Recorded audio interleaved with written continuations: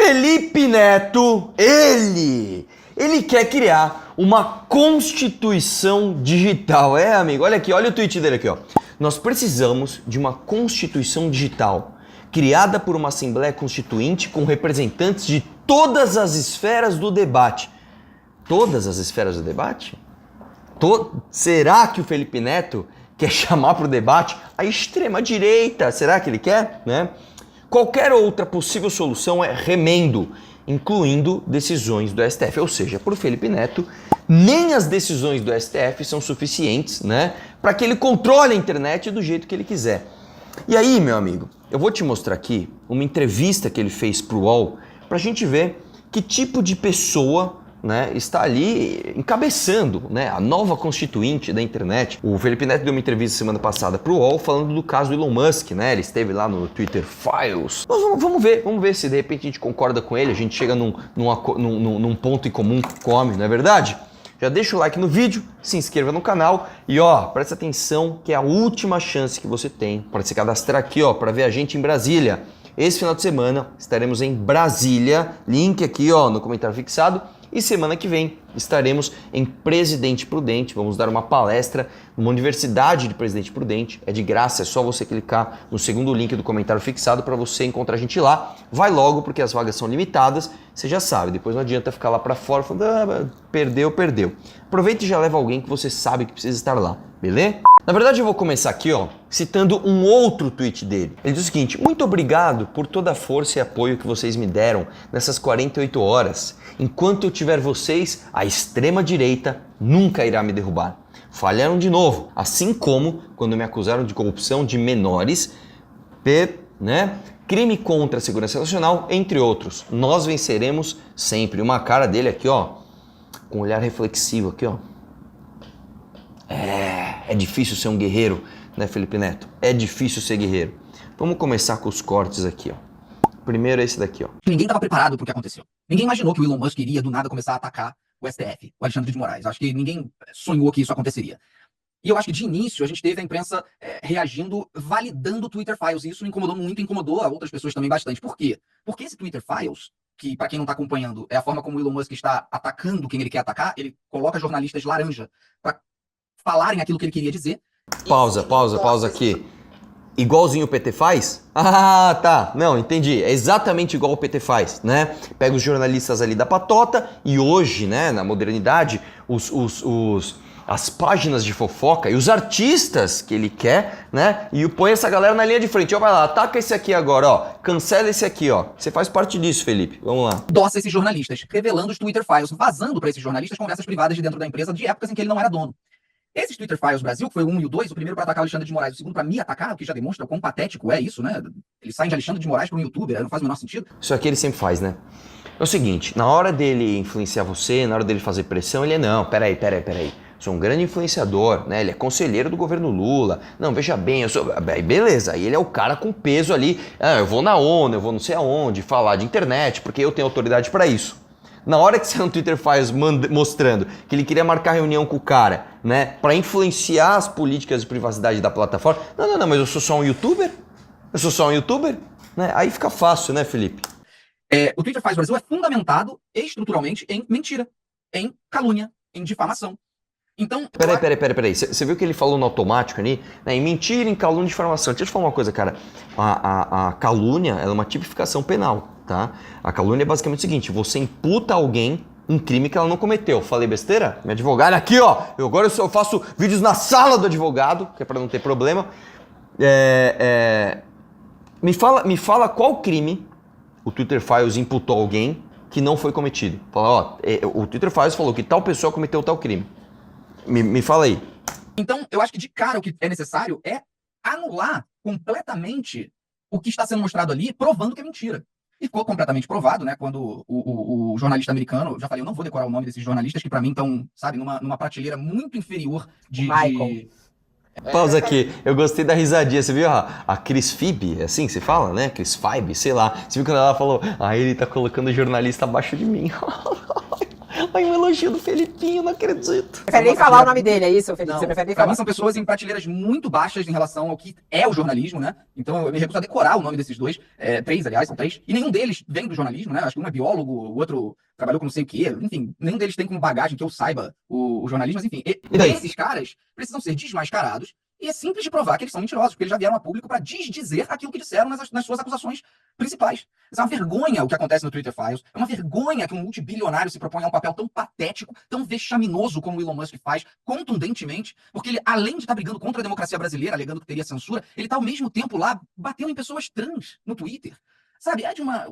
Parece que ele olha para o mundo e pensa, como que eu posso ser contra tudo que é certo? Como é que eu posso promover ódio e mentira sobre tudo que está certo? E ele está lá junto com a J.K. Rowling, que está cancelada globalmente pela sua luta anti-trans. Tá ele lá assinando embaixo de tudo que ela fala e tudo que ela... De quem não tá sabendo, a J.K. Rowling, né, que fez o Harry Potter, ela basicamente não comprou, não pagou pedágio pra cultura woke, velho. Não, para com essas ideias de trans aqui, é isso aí. Né? Inclusive o Daniel Radcliffe e a Emma Watson, né, foram fazer propaganda, né, dessa agenda woke e tal, e ela reprimiu, ela falou, meu, isso aqui é errado, eu nunca vou perdoar eles pelo que eles fizeram, e ela tá certa. Ela tá certa. Ela diz, ou seja, é um cara realmente constrangedor. O Elon Musk, eu gosto de dizer que ele provou pra mim que eu tava errado na minha crítica sobre 50 Tons de Cinza. Porque quando eu critiquei o livro 50 Tons de Cinza, eu falei, é impossível um bilionário como Christian Grey ter tanto tempo livre pra ficar atrás da protagonista. Eu estava errado. O Elon Musk provou que o que ele mais tem é tempo livre. Meu amigo, eu vou te falar uma coisa, cara, a sua crítica é muito vazia, né? Você quer criticar um bilionário, você vai falar que o cara tem muito tempo livre?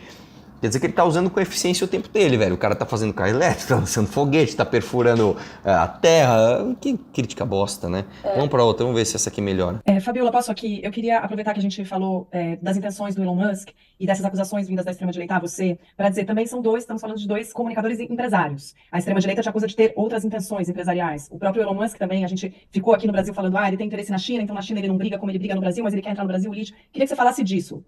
Como é uma ferramenta de comunicação também em que pesam esses interesses e respondesse a essas acusações aí da extrema-direita de que você também tem motivações aí escusas para essa luta. Bom, essa alegação de que eu teria, né, interesses escusos, ela não se sustenta, porque tudo que eu fiz foi perder dinheiro nisso. Todo mundo está cansado de saber da minha questão do distanciamento de marcas, por exemplo, que acabam tendo medo de se associar comigo, uma vez que eu tô dentro de um embate político e, sei lá, 30... Pausa aqui, não é só isso não, velho. Não é só isso não. Primeiro que teu irmão tá livre aí, fazendo propaganda pra um monte de coisa de criança. Segundo que é o seguinte, você perdeu um monte de patrocínio porque você se colocou em situações em que as marcas falaram, olha, a gente não quer patrocinar mais ele, né? Aí, o que você fez? Já sei.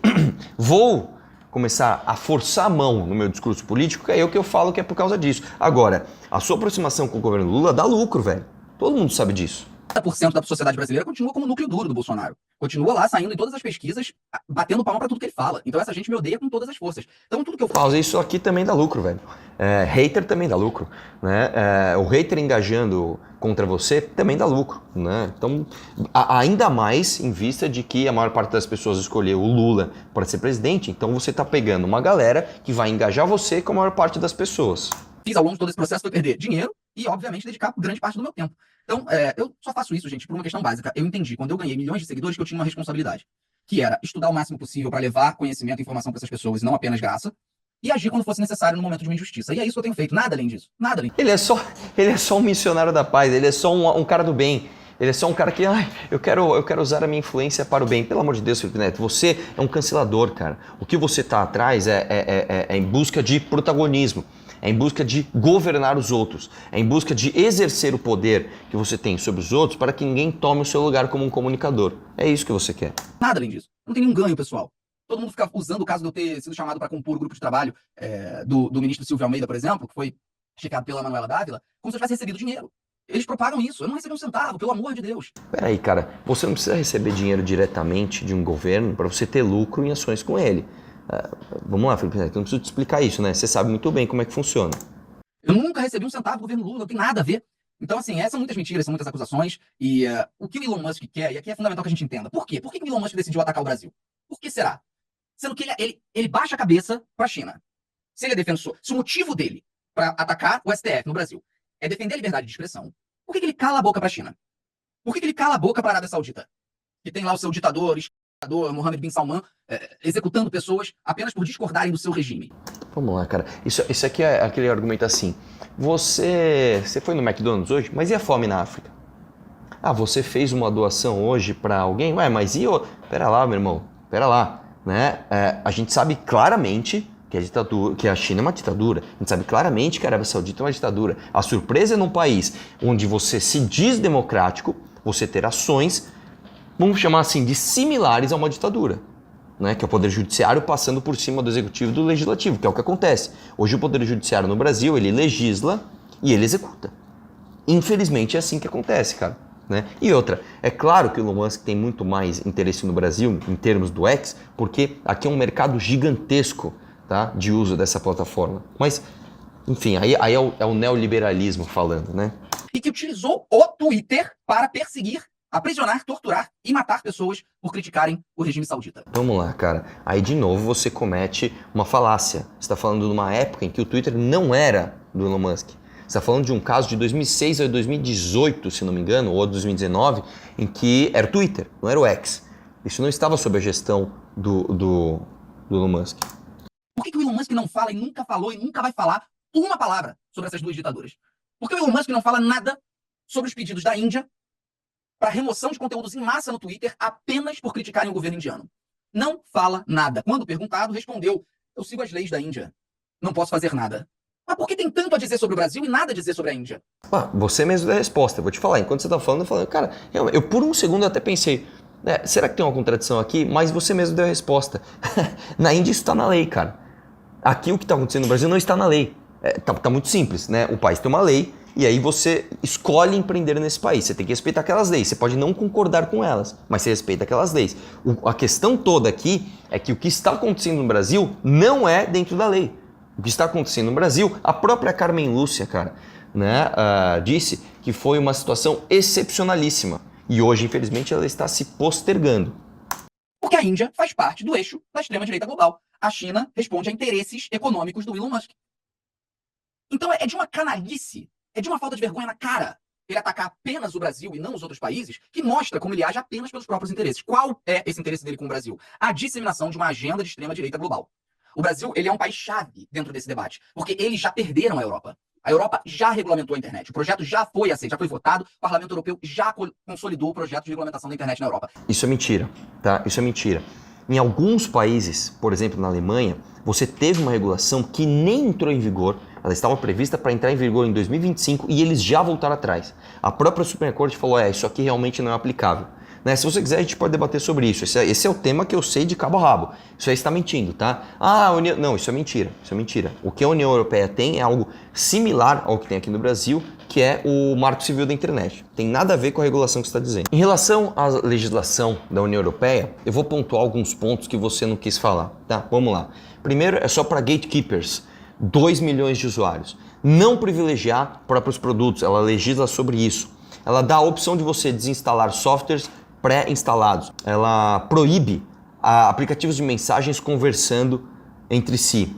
As empresas terão os dados das gatekeepers e você tem a proibição do uso dos dados. Isso aí é o DMA, o pacote antitrust, e a DAS, Lei de Serviços Digitais. Então isso não tem nada a ver com o PL 2630 aqui, tá? Isso que eu falei é da DMA, eu vou te falar agora do DAS. Você tem entre os seus parâmetros ali, ó, o usuário escolheu o sistema de recomendações, o feed cronológico. Você tem proibição de padrões sombrios. Você tem ali o fornecimento de dados a pesquisadores somente se eles forem identificados e se não tiver ganhos financeiros. E você tem ali o mercado digital tem de ser registrado para que vendedores sejam mais fáceis de se rastrear. Ou seja, a legislação da União Europeia ela vai no sentido de proteger o usuário, de proteger o cidadão da plataforma e não o contrário. Não de proteger o governo ou de responsabilizar a plataforma por algo que o cidadão possa falar dentro dela. Então, você está confundindo as coisas. Ele começa agora, no fim do mês, a passar pelos primeiros testes de estresse do servidor.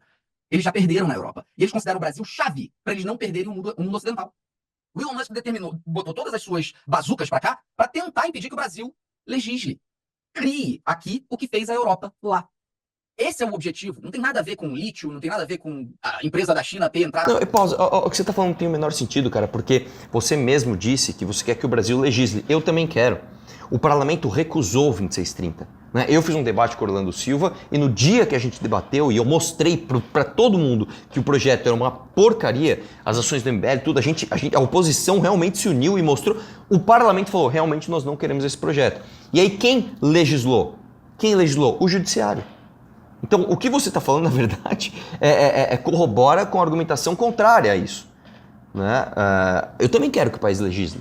Então vamos legislar sobre isso. Vamos jogar para o parlamento e vamos ver se as pessoas, através de seus representantes deputados, escolhem essa regulamentação. Aqui com carros elétricos, gente, não tem nada a ver com isso. É interesse de uma agenda da extrema-direita global que vem se expandindo pelo mundo e que vem se encontrando abertamente. Vem fazendo reuniões e reuniões e reuniões e o resultado está aí. Um ataque sistemático ao nosso Supremo Tribunal Federal com o objetivo de impedir que o Brasil avance numa legislação para a regulamentação da internet. Eu vou deixar aqui uma crítica até ao próprio Elon Musk, cara. Essa ideia dele ficar se aproximando de bolsonarista, de fazer live com Bolsonaro, não sei o que lá, vai fazer ele chegar perto de cruzamentos de linhas que vão dar munição para a esquerda, né? Se o cara passa pano porque aconteceu no dia 8 de janeiro, se o cara passa pano para os ataques que o Bolsonaro fez de fato ao nosso sistema eleitoral, aí ele vai entregar de bandeja para toda essa galera, ó, toma a narrativa que vocês querem. Que é a tua praia, a comunicação, né? Porque no foco disso tá a liberdade de expressão, é o que a gente ouve. Até estava entrevistando o Glenn essa semana aqui no UOL, e ele também, como um comunicador e jornalista, e ele falou, ele disse, na opinião dele, ele acha que o Brasil está sofrendo uma censura com o Alexandre de Moraes. Eles estão usando essa palavra, né? Que foi justamente o que a Thaís te perguntou. E aí hoje, inclusive aqui na página do UOL, tem entrevista com o presidente da OAB, e ele diz, abre aspas, não se pode matar a liberdade em nome da liberdade. É o que disse o presidente da OAB, o Beto, né, em entrevista, o Beto Simonetti em entrevista à Andresa. Só uma coisa, é importante contextualizar o seguinte, o Glenn Greenwald, todo mundo sabe, é o cara da Vaza Jato, né? É o cara do Intercept, que falou que a Lava Jato era uma grande conspiração para prender o Lula, e o presidente da OAB, que foi um órgão que, tem que tomar cuidado aqui com o que eu falar, mas tradicionalmente se alinhou mais à esquerda do que com a direita.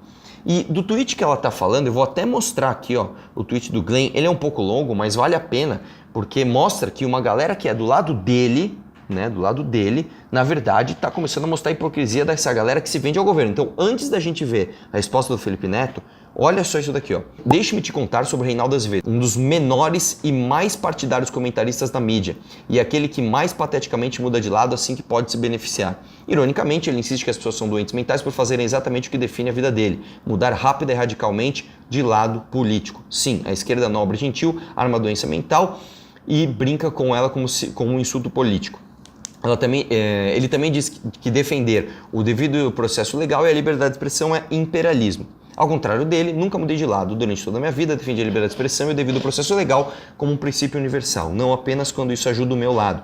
E é isso que estou fazendo agora. Mas não há ninguém na mídia brasileira que tenha mudado de lado de forma mais patética e embaraçosa do que Reinaldo. Quando a grande mídia corporativa se uniu no ódio ao PT, Reinaldo passou anos na direita, chamando Lula de corrupto e exigindo o impeachment da Dilma. Tinha um ódio obsessivo pelo PT, culpando-o por tudo. Assim que a grande mídia corporativa abraçou o PT, por medo de Bolsonaro, Reinaldo seguiu o roteiro imediatamente e mudou de lado. Depois de décadas odiando Lula, ele é o mais devoto adorador de Lula, a mesma trajetória de outro grande filósofo político e gigante do jornalismo do país, Felipe Neto, sempre recitando as ortodoxias da elite, sempre mudando o momento em que a elite muda de opinião. Pior ainda, quando eu estava reportando a Vaza Jato, eu fazia o mesmo que agora faço. Criticava o STF, defendia o devido processo legal como um princípio universal, defendia mudanças na lei brasileira. Nunca Reinaldo me acusou de imperialismo ou querendo mudar o povo primitivo. Ele fez o contrário, tanto em público quanto em privado, me saudou com elogios embaraçosos e obsequiosos, como faz agora com Lula. Pessoas como Reinaldo, que não têm princípios fixos de qualquer tipo, presumem que todos os outros sofrem da mesma doença intelectual e espiritual. É por isso que ele só consegue entender a defesa de princípios como uma mudança de lado político confusa e mentalmente doentia. Seu cérebro não consegue compreender um princípio ou direito. Ele só consegue entender tudo através do pequeno prisma partidário de isso ajuda ou isso prejudica o meu lado. Devido a esse problema, ele diz sobre mim que aqueles que mudam de lado têm problemas de saúde mental, mas obviamente ele está diagnosticando a si mesmo. E ele está respondendo um tweet do Reinaldo Azevedo. Ou seja, cara, nem o Glenn Greenwald olha pro Felipe Neto e consegue não dizer que o cara é um hipócrita. Nem o Glenn Greenwald. Vamos agora pro resto do corte. Pergunto, você se sente censurado no Brasil? Se trata de liberdade de expressão? A liberdade de expressão ela está sendo ameaçada neste momento? Como é que você analisa isso? Eu acho irônico e inacreditável olhar bolsonaristas alegando censura, principalmente da própria família Bolsonaro. Sabe o que é ser censurado? É ir um policial na sua casa e te entregar uma intimação para avisar que você tem que prestar depoimento na delegacia no dia seguinte porque você está sendo acusado de crime contra a segurança nacional. Pausa aqui, cara. Isso aqui que o Felipe Neto tá falando, tá? Isso é a arma que a gente fica dando para eles. O bolsonarismo fez isso. O bolsonarismo... Felipe Neto, quem dera a repressão contra nós fosse um oficial entregando uma intimação oficial. Não foi isso, não. O que teve contra o MBL foi, de fato, uma busca e apreensão que, inclusive, prendeu 2 doadores do MBL durante 15 dias, prisão preventiva, e aí não descobriram nada. Desculpa aí, foi mal. Tá? Foi tentativa de colocar o Danilo Gentili como um cara que estimulava, como é que eu posso dizer aqui, você sabe do que eu tô falando, né? Então a gente sofreu muito mais com isso. E você que é bolsonarista, lembre-se, esse é o tipo de ferramenta que a gente dá para a esquerda quando a gente fala assim, se é do outro lado, vamos censurar. Isso é censura. E foi isso que o Jair Bolsonaro fez comigo. Como é que ele pode levantar agora a mão e dizer que é um defensor da liberdade de expressão, um defensor das liberdades individuais? Como é que Carlos Bolsonaro pode ter a pachorra de fazer isso, sendo que foi dele que saiu o pedido para que o delegado Pablo Sartori viesse atrás de mim? Como é que podem alegar? Antes disso, 3 meses antes disso, eu fui indiciado pelo mesmo delegado, por corrupção de menores. Corrupção de menores, para você corromper um menor, você precisa ter o crime tipificado. Primeiro você precisa ter a vítima, você precisa ter o ato consolidado. Normalmente são crimes de transformar a criança, né, transformar em... Eu fui indiciado por corrupção de menores, porque meus vídeos velhos, antigos, tinham palavrões. Isso é censura. Isso é tentar calar a boca de alguém. Tentar calar a boca de alguém foi o que fez o governo Bolsonaro com as dezenas de pessoas que nós defendemos de graça no Cala a Boca Já Morreu. O Glenn Greenwald... Pausa aqui, antes dele falar do Glenn, você vê como é complicado, irmão, você dessas ferramentas. Tomar pito de Felipe Neto, é isso que a gente quer? Que é uma pessoa que eu tenho algum carinho e já fomos próximos e tudo. Conversei com ele, inclusive, essa semana, querendo saber um pouco mais se ele tinha mudado a percepção dele. O Glenn vem dessa visão libertária, muito influenciada pelo Chomsky, que é o grande mentor dele, né, o Noam Chomsky, que é um grande filósofo que eu respeito muito. Mas o Noam Chomsky, ele trazia uma visão libertária em relação à liberdade de expressão que era muito para literatura, era para livro. Ele dizia que nenhum livro deveria ser censurado. E ficou muito marcado o Chomsky porque ele defendeu que um livro que negava o Holocausto pudesse ter o direito de ser publicado. E isso marcou a carreira do Chomsky, fez ele perder muitos seguidores, inclusive, muita admiração, mas eu entendo a visão do Chomsky. Porque o que ele queria dizer é o seguinte, uma publicação literária que leva meses ou anos para ser escrito e que dificilmente vai ter o alcance de milhões de pessoas, ela não deve ser censurada sob nenhuma hipótese. Eu entendo essa visão. Só que nós estamos no século XXI, ambiente digital, onde um único post de 20 caracteres pode atingir 12, 15, 20, 40 milhões de pessoas. Não é mais assim que funciona a publicação. Então o Glenn Greenwald, ele pega a visão chomskyniana em relação à imprensa, em relação à liberdade de expressão literária e tenta aplicar isso nas redes sociais. Eu discordo completamente do Glenn. Deixa eu falar uma coisa, meu queridão. Quando uma pessoa comete um crime, não importa se ela cometeu o crime em 20 caracteres, em 20 mil caracteres. Se você cometeu um crime de racismo em 20 caracteres, você vai sofrer a consequência legal daquilo, ponto final. A questão que se coloca aqui é justamente essa.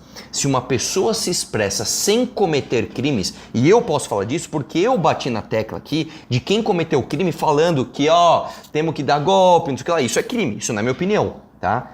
Você não pode articular um golpe de Estado, tá? Agora, quem não cometeu, como é o caso do Monark, por exemplo, o Monark não cometeu o crime. Ele tem que poder falar o que ele quiser e mais. O que se questiona aqui não é nem se o que o cara fez é crime ou não, mas é o fato do cara simplesmente perder a publicação sem sequer ter acesso ao que ele fez. É como se você acusasse alguém e falasse assim, você não vai saber do que você está sendo acusado, só saiba que você está sendo acusado. Tá, mas do que? Não vou falar. Então o questionamento é muito mais profundo do que você falar, não, é uma liberdade de expressão literária que tem que estar no Twitter também. Não é muito mais do que isso. Não existe nenhum crime que você possa cometer no mundo real, né, em termos de liberdade de expressão, que você se torne ileso se você está no ambiente virtual. Isso não existe. Se você cometer, por exemplo, vou dar um exemplo, se você cometer um crime de racismo, tá? Num estádio de futebol, na fila do supermercado ou no Twitter, você é punido do mesmo jeito. O Código Civil serve para tudo. Agora, você vê como você está fazendo uma volta, não porque eu palestrei, porque isso não chega a lugar nenhum. Eu vou te dizer, o limite da liberdade de expressão é o que a legislação impõe. Você pode falar tudo o que você quiser desde que você não cometa crime. Ponto. É muito simples de defender isso. O problema é o que você quer. Você quer que as pessoas sejam impedidas de falar coisas que não são necessariamente crime. Certo? Esse é o problema. Esse é o teu problema. Eu tenho que poder dar uma opinião, tá? Que ela seja até insensata, desde que eu não cometa crime. Você não consegue defender isso. Porque você vai ter que fazer todo um malabarismo mental para você falar, não, ó, eu quero que o discurso seja assim, e aí você não vai conseguir encontrar critérios objetivos para dizer como você vai cercar o discurso para que ele seja só do jeito que você quer, sem cometer abusos. Esse, inclusive, é o problema do PL 2630. O que é discurso de ódio? O que é fake news? Vocês não conseguem definir, cara. Vocês não conseguem definir. Você vê que você parte do cometimento de crime. Beleza, a gente tem um debate. Cometeu crime, vamos punir. O problema é que você está abaixo disso. Você quer punir as pessoas que não cometeram crime. Isso é um critério objetivo. Cometeu crime vai ter que ter punição. E de novo, como eu falei, não existe crime no ambiente virtual que se você comete no ambiente físico, você está ileso. Ou ao contrário, crime no ambiente físico que se você comete no ambiente virtual, você sai ileso. Isso não existe. Então é isso. Esse é o cara que quer regular a nossa internet, que é conselheiro do governo Lula, que vai dar palestra na ONU e quer encabeçar uma constituição digital. Olha que coisa legal. É engraçado, né, Felipe Neto? Você fala tanto de debate, por que você não aceita um debate com um de nós? Por quê? Porque você sabe que se chega com esses papinhos aqui, eu já ia meter na tua cara. Me fala um crime no ambiente virtual que você pode cometer que você seria preso no ambiente real, no ambiente físico. Me mostra um. Aí você fica gaguejando. Veja. Felipe Neto, o que é discurso de ódio? Fala pra mim. Felipe Neto, qual é a notificação, qual é o critério objetivo de notificação para você considerar que a plataforma passa a ser responsável por aquele conteúdo? Tá, você falou de legislação europeia, deixa eu ler para você aqui o que faz a legislação europeia e a diferença para a legislação que você quer colocar aqui no Brasil. Aí, cara a cara com alguém que manja do assunto, aí fica difícil, né? Quando não é meia dúzia de jornalista do UOL ali, né? Tipo, puxando o saco seu, né? Aí fica um pouco mais difícil a parada. Um dia a gente ainda vai se cruzar no debate. E eu vou desmoralizar para frente de todo mundo. Um abraço e vamos questionar tudo.